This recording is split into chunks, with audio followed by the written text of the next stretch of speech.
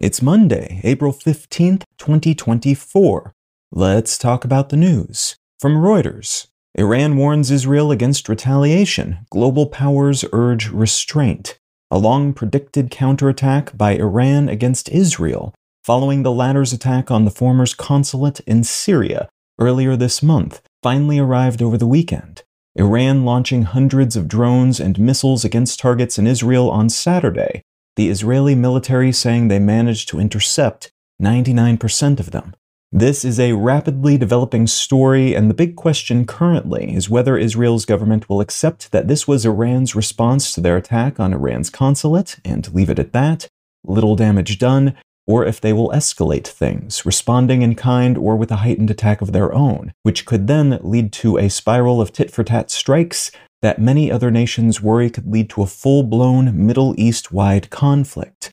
There are a lot of moving parts here, but Iran's statements on the matter seem to indicate they are willing to leave things as they are, having made their point, though a lot of the commentary on this attack is focusing on how this strike crossed a previously uncrossed line, Iran attacking Israel directly from its own soil, which ostensibly increases the risk of that worried about wider conflict emerging.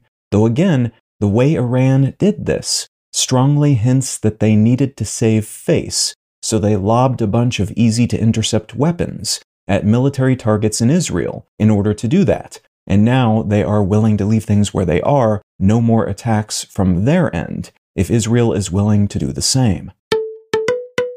From the Wall Street Journal, Trump tried everything to avoid a criminal trial, but the day has arrived. Former President Donald Trump will sit for the first day of his criminal trial in a New York court today, making him the first former president to do so, and kicking off what's expected to be 6 to 8 weeks of legal processes. Trump will have to sit in court 4 days a week for the duration of this trial, which will significantly impact his electioneering schedule. And though this case has the lowest overt stakes of all the legal cases he faces right now, it's related to alleged hush money payments he made through his lawyer to cover up an affair in the early days of his running for president years ago. It could still result in jail time, though that's considered to be unlikely in this case unless the former president is untruthful or disruptive in some way that the judge finds to be untoward.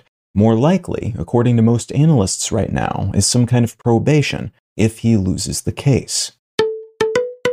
And from the Associated Press, Biden administration sets first ever limits on forever chemicals in drinking water. Last week, the U.S. government announced new stricter limitations on PFAS, also called forever chemicals, because of how strong their bonds are and thus how long they stick around in the environment and our bodies after use. That will require water utilities dramatically reduce their levels in drinking water. This follows a wave of new research that indicates PFAS are associated with all sorts of health issues, including low birth weight, liver disease, and certain cancers.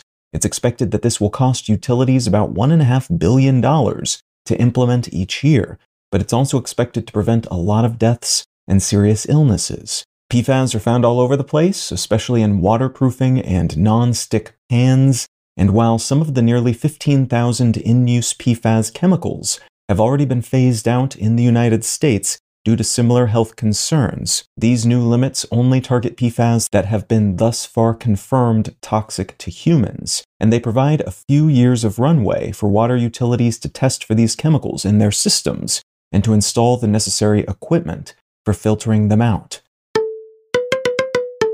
If you're finding some value in One Sentence News, consider leaving a quick review wherever you get your podcasts and or sharing the show with a friend. You can find out more about this show or subscribe to the email version at onesentencenews.com, and you can support this and other related projects like the Let's Know Things and Brain Lenses podcasts at understandery.com.